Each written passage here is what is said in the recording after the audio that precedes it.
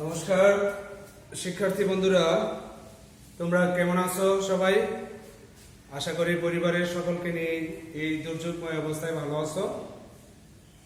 আমিও ভালো আছি ঈশ্বরের অশেষ কৃপায়। তিতাস অনলাইন স্কুলে তোমাদের স্বাগত জানাচ্ছি। আমি অমৃত স্যার আছি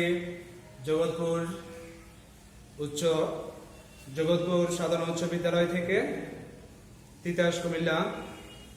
আজকে আমরা হিসাব বিজ্ঞান পড়ব। হিসাব বিজ্ঞানের সপ্তম অধ্যায়ের খতিয়ান প্রস্তুত সম্পর্কে জানব। তো এর আগে চলো আমরা খতিয়ান সম্পর্কে দু একটি কথা জানি। সারা বছর ব্যাপী প্রতিষ্ঠান, একটা কোম্পানি যে ক্রয় বিক্রয়, মোট সম্পদ, মোট দায়, আয়, মালিকানা সত্ত্ব, লাভ লোকসান, এই যাবতীয় হিসাব সমূহকে এক কথায় আমরা খতিয়ান বলে থাকি। খতিয়ানকে হিসাবের পাকা বহি বলা হয় বা হিসাবের রাজা বলা হয়, কারণ এই খতিয়ান প্রস্তুতের পর খতিয়ানের যে জায়গাগুলো পাবো, উদ্ধৃতগুলো দিয়ে রেওয়ামিল প্রস্তুত, রেওয়ামিল থেকে আমরা আর্থিক বিবরণী প্রস্তুত করতে পারবো। এখন বন্ধুরা, আমরা এই খতিয়ানের যে বৈশিষ্ট্য আছে সেইগুলা সম্পর্কে একটু জানি। প্রতিটা হিসাবের একটা শিরোনাম থাকবে এবং খতিয়ান দুইভাবে প্রস্তুত করা যায়। টিসব পদ্ধতিতে খতিয়ান, চলমান জায়ের পদ্ধতিতে খতিয়ান। প্রতিটি হিসাবে পৃথক পৃথক জায়ের বা উদ্ধৃত থাকবে। খতিয়ান প্রস্তুতের জাবেদা সহায়তা লাগবে। আমরা জানি যে কোন একটা প্রতিষ্ঠান তার লেনদেন সমূহকে প্রথমে তার প্রাথমিক বহি অর্থাৎ জাবেদায় লিপিবদ্ধ করবে, সেইখান থেকে আমরা খতিয়ানে স্থানান্তর করব। তারপর খতিয়ান হতে প্রাপ্ত হিসাব সমূহ বা উদ্ধৃত সেগুলা দিয়ে রেওয়ামিল প্রস্তুত করবে, সেটা আমরা আগেই বলেছি। এখন আসো, আমি আগে থেকে একটা প্রশ্ন তুলে রেখেছি। 2017 সালের মার্চের 1 তারিখ জনাব শাহিন নগদে 1 লক্ষ টাকা নিয়ে শাহিন ট্রেডার্স নামে ব্যবসা শুরু করেন। উক্ত মাসের লেনদেনগুলো ছিল নিম্নরূপ: মার্চের 2 তারিখে আসবাবপত্র ক্রয় 20,000 টাকা, মার্চের 3 তারিখে পণ্য বাকিতে ক্রয় 30,000 টাকা, মার্চের 5 পণ্য বিক্রয় 25,000 টাকা, মার্চের 28 তারিখ কর্মচারীদের বেতন পরিশোধ করা হয়েছে 5,000 টাকা। উক্ত লেনদেনগুলোকে জাবেদা প্রস্তুত করে সেইগুলোকে আমরা খতিয়ানে স্থানান্তর করব।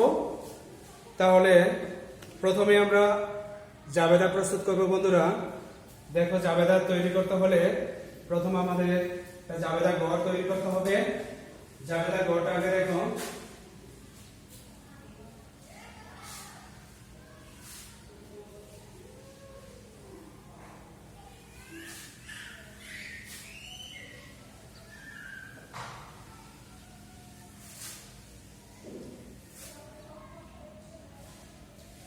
তারিখ, বিবরণ, খতিয়ান পৃষ্ঠা, যেহেতু আমরা এখান থেকে খতিয়ানে স্থানান্তর করব ডেবিট ক্রেডিট।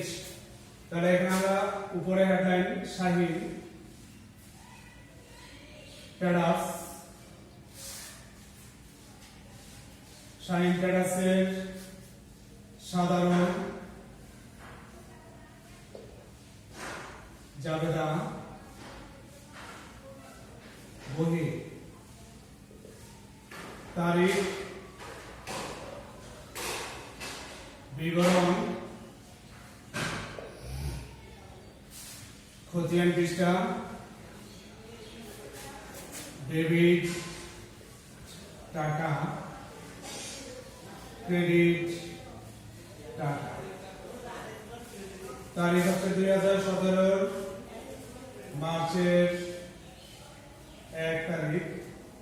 কি হয়েছে বন্ধুরা দেখো, নগদে 1 লক্ষ টাকা নিয়ে সে ব্যবসা শুরু করেছে। তাহলে এটা নগদান হিসাব ডেবিট, মূলধন হিসাব ক্রেডিট। কারণটা হবে যেহেতু সে নগদে 1 লাখ টাকা নিয়ে ব্যবসা শুরু করেছে, কারণটা আমি স্বল্পতার কারণে দেখলাম না, হবে 1 লাখ টাকা।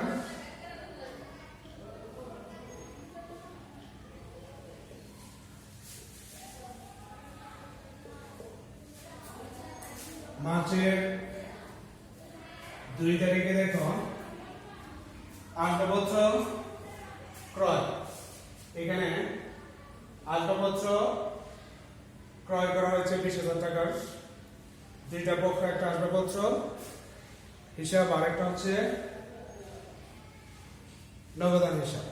তাহলে দুইটাই হচ্ছে সম্পত্তিবাচক হিসাব।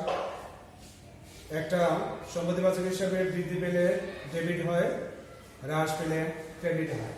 তাহলে আসবাবপত্র বৃদ্ধি পেয়েছে ডেবিট, তাহলে আসবাবপত্র হিসাব ডেবিট, নগদান হিসাব ক্রেডিট। কারণ হবে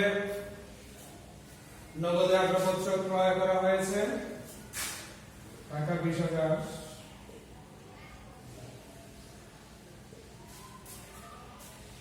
তারপর বন্ধুরা 3 নম্বরে দেখো পণ্য বাকিতে ক্রয়। এর দুইটা পক্ষ হচ্ছে ক্রয় একটা পক্ষ আর একটা পাওনাদার একটা পক্ষ। ক্রয় ব্যয় হিসাব, ব্যয় যদি বৃদ্ধি পায় কি হয়, ডেবিট হয়। ডেবিট পাওনাদার হচ্ছে দায় বাচক হিসাব, দায় বৃদ্ধি পেলে কি হয়, দায় বৃদ্ধি পেলে ক্রেডিট হয়। তাহলে কত হয়েছে 30,000 টাকা।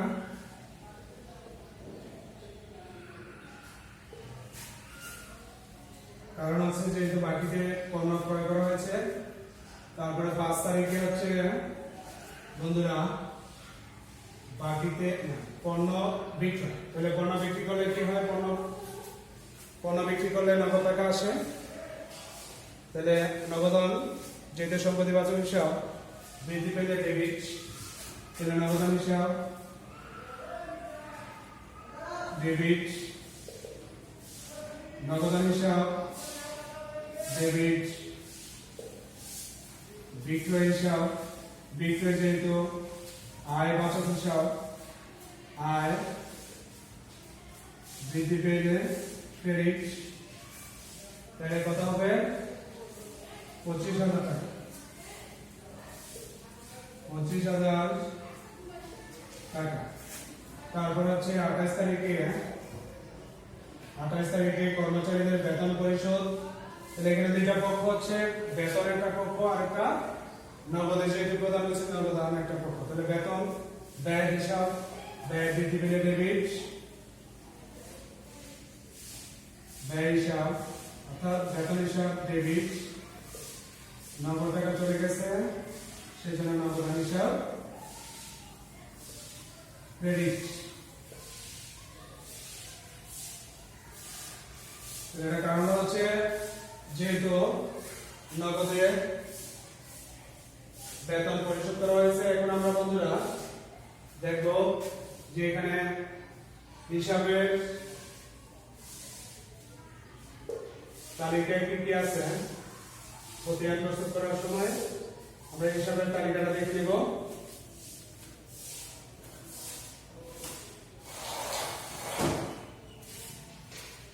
হিসাবের তালিকায় 1 নম্বরে দেখো নগদান হিসাব,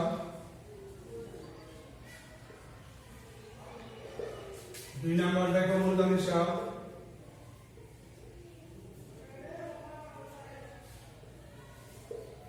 3 নম্বর দেখো আসবাবপত্র হিসাব,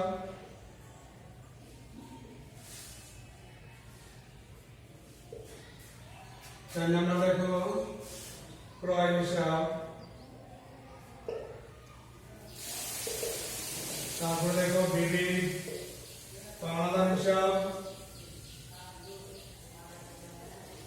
পাওনাদার হিসাব নগদান হিসাবে হয়ে গেছে। তারপরে দেখো বিক্রয় হিসাব, বিক্রয় হিসাব, তারপরে বেতন হিসাব, বেতন হিসাব। এই তাহলে বন্ধুরা দেখো এখন আমরা হিসাবের তালিকায় এই এতগুলা খতিয়ান হবে। নগদান হিসাব, মূলধন হিসাব, আসবাবপত্র ক্রয়, বিবিধ পাওনাদার হিসাব, বিক্রয় হিসাব, বেতন হিসাব। তাহলে আমি আজকে তোমাদের শুধু এই নগদান হিসাবের খতিয়ানটা করে দেখাবো চলমান এবং ত্রিছক পদ্ধতিতে। তাহলে আমরা দেখো প্রথমটা করে দিচ্ছি, আর তোমাদের এই আমি এটা করে দেওয়ার পরে বাকি যে 6টা থাকবে এটা হচ্ছে তোমাদের বাড়ির কাজ, বাড়ি থেকে করার চেষ্টা করবে। এখন আমি খতিয়ান প্রস্তুত করব। আমরা জানি দুইটা পদ্ধতিতে আছে খতিয়ান তৈরি করার জন্য। ত্রিছক এটা নগদান হিসাব, নগদান হিসাব ত্রিছক।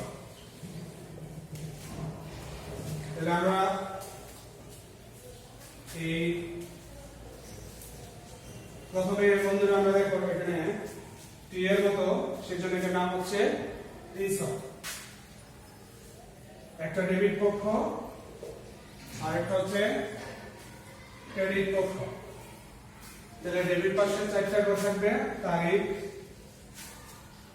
বিবরণ, জাবেদা পৃষ্ঠা, টাকা। আবার এখানে একই তারিখ, বিবরণ, জাবেদা পৃষ্ঠা, টাকা।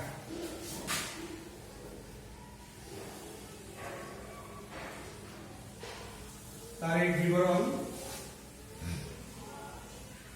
জাবেদা পৃষ্ঠা, টাকা। তারিখ, বিবরণ, জাবেদা পৃষ্ঠা, টাকা। তাহলে দেখো আমরা প্রথমে তারিখ লিখে নেই 2017 সাল, 2017 মার্চের 1 তারিখ নগদান হিসাব আছে। যেহেতু আমরা নগদান করতেছি, নগদান হিসাব ডেবিট ব্যালেন্স, ডেবিট দিকে টাকা লিখে ফেলবো 1 লক্ষ টাকা। এর বিপরীতে আছে মূলধন, এটা আমরা মূলধন এর বিপরীত হিসাবে লিখতে হবে, মূলধন হিসাব। তাহলে দেখো দ্বিতীয় নম্বর আছে নগদান হিসাব ক্রেডিট, সেজন্য ক্রেডিট দিকে টাকা লিখতে হবে 20,000 টাকা লিখে দিলাম, টাকা 20,000। তারিখ 2017 মার্চের 2 তারিখ।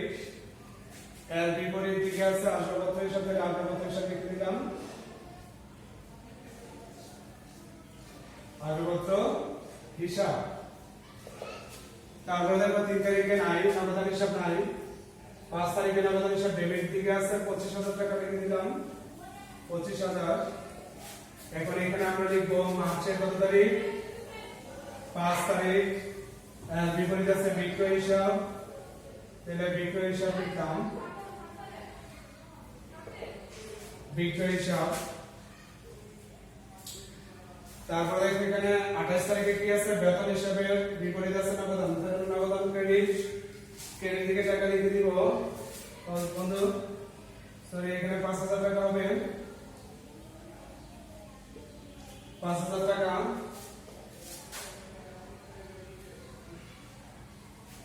তাহলে মার্চের 28 তারিখ এই নগদের বিপরীতে আছে কি বেতন, তাহলে বেতন হিসাব লিখব। এখন দেখো এই নগদান হিসাবে ত্রিছক পদ্ধতিতে আমরা ত্রিছক পদ্ধতিতে খতিয়ান করার চেষ্টা করতেছি।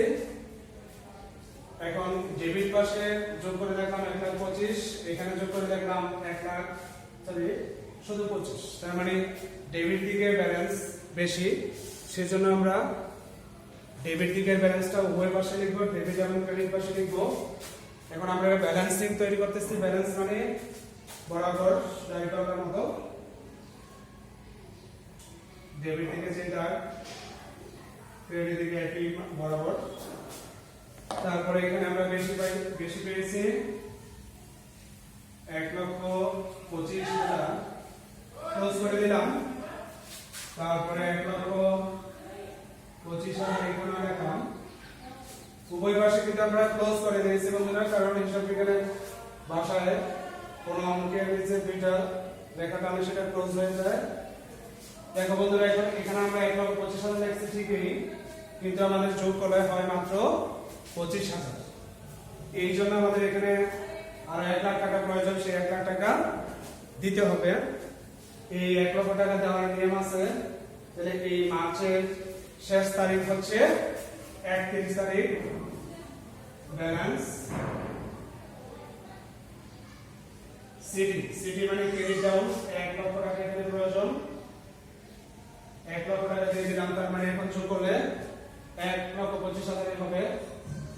20 আর 5 1 লাখ, 1,25,000 এখানে মিলে গেলে 1,25,000। এখন বন্ধুরা এখানে আমরা তারিখটা দেওয়ার অর্থ হলো যে এখানে শেষ তারিখ কত, 31, অর্থাৎ সবসময় ব্যালেন্স শিটটা হবে 31-এ, অর্থাৎ ওই মাসের শেষের তারিখ। তারপরে আবার এটা পরবর্তী মাসের শেষে, পরবর্তী মাসের 1 তারিখে, প্রথম তারিখে আমরা এই ব্যালেন্স শিটটা বিডি করে দিব। তাহলে মার্চের পরে হচ্ছে এপ্রিল। এই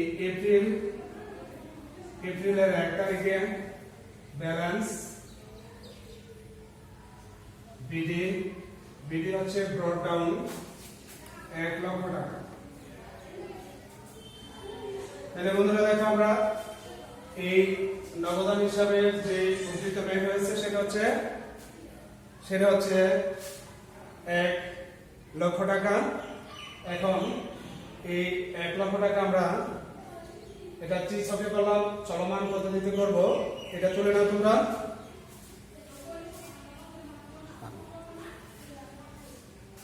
নিচে তোলা হয়েছে বন্ধুরা। এখন আমরা চলমান যে পদ্ধতিতে করব।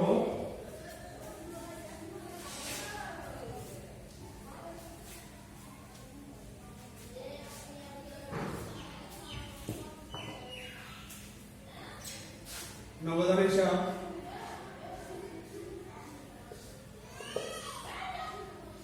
চলমান যায়।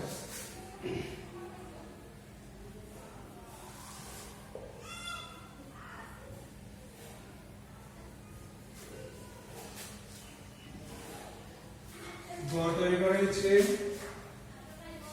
গড় একটু পরিবর্তন এটা থেকে তারিখ, বিবরণ। দেখো বন্ধুরা, আমরা এটা 2 ভাগ করে নিলাম। এখানে অর্ধেকটা দিতে হবে, এই অর্ধেকটা দিয়ে দিলাম, আর এটা পুরোটা দিলাম। এখানে আবার আরেকটা গড় আছে, সেটা হচ্ছে জাবেদা পৃষ্ঠা, অর্থাৎ তারিখ, বিবরণ, জাবেদা পৃষ্ঠা, ডেবিট টাকা, ক্রেডিট টাকা। এখানে আমরা এটা আবার অর্ধেক করব। এখানে জেড, ডেবিট টাকা, ক্রেডিট টাকা। তাহলে দেখো গড়টা একটু পরিবর্তন, সেটা থেকে আমরা ওইটার মধ্যে লিখছি ডেবিট এবং ক্রেডিট পাস, আর এর মধ্যে একই পাশে ডেবিট ক্রেডিট, ডেবিট ক্রেডিট। তার মানে এটা চলমান যে হচ্ছে বন্ধুরা, সাথে সাথে আমাদের জেডটা চলে আসবে, জেডটা চলমান থাকবে। সেজন্য এটার নাম হচ্ছে চলমান জেড পদ্ধতি। তাহলে আমাদের তারিখ হচ্ছে 2017 সালের মার্চের 1 তারিখের ঘটনা হচ্ছে নগদান হিসাব আছে, যেটা আমরা নগদান হিসাব করতেছি। নগদানের বিপরীত আছে মূলধন। মূলধন হিসাব দেখবো।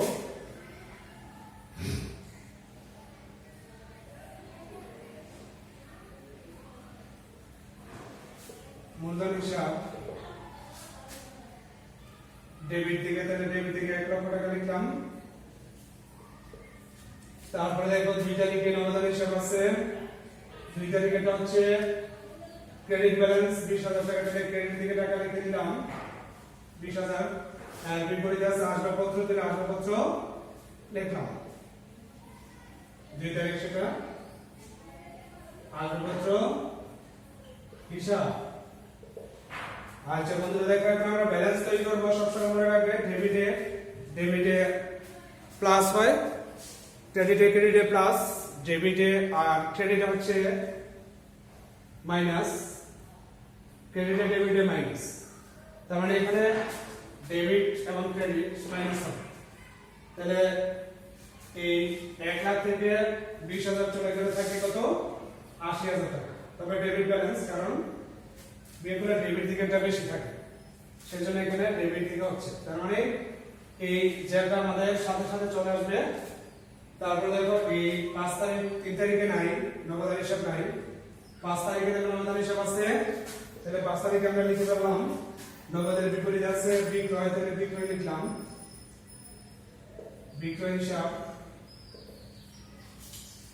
কোন দিকে আছে? নগদান, তাহলে ডেবিট দিকে আছে 25,000 টাকা, 25,000 টাকা লিখলাম। তার মানে এখন দেখো ডেবিট, এটা আমাদের ডেবিট ব্যালেন্স 80,000 টাকা এখানে আছে, 25,000 টাকা। তাহলে ডেবিটে যোগ হয়, যোগ হলে কি হয়? 80 আর 25 1,05,000 টাকা। বন্ধুরা 1,05,000 টাকা। তার মানে আমাদের এই সাথে সাথে চলে আসতেছে যে তারপরে 28 তারিখে কি আছে? দেখো নগদান হিসাব ক্রেডিট ব্যালেন্স আছে, তাহলে ক্রেডিট থেকে আমরা 5,000 টাকা লিখে দিব। এখানে 28 তারিখ, এখানে কি আছে? বিপরীতে আছে, নগদের বিপরীতে কি আছে? বেতন হিসাব, তাহলে বেতন হিসাব। তাহলে আমরা এটা ডেবিট দিকে আমাদের 1,05,000 আছে, তাহলে 1 লাখ ক্রেডিট দিকে আছে এখানে, তাহলে ডেবিটে ক্রেডিটে কি হয়? ডেবিটে ক্রেডিটে বিয়োগ হয়, ডেবিটে ক্রেডিটে বিয়োগ। তাহলে বিয়োগ করে দেখো কত হয়? 1,05,000 থেকে 5,000 চলে গেলে থাকে কত? 1 লক্ষ টাকা। 1 লক্ষ টাকা। তার মানে বন্ধুরা এখন দেখো আমরা চলমান পদ্ধতিতে যেই 1 লাখ পেয়েছিলাম, আর সেই ত্রিছকে আমরা 1 লাখ পেয়েছি। তো বন্ধুরা এই পর্যন্তই। আশা করি তোমরা স্বাস্থ্য মন্ত্রণালয়ের স্বাস্থ্যবিধি মেনে চলবে। ভালো থাকবে। অবিরাম ধন্যবাদ।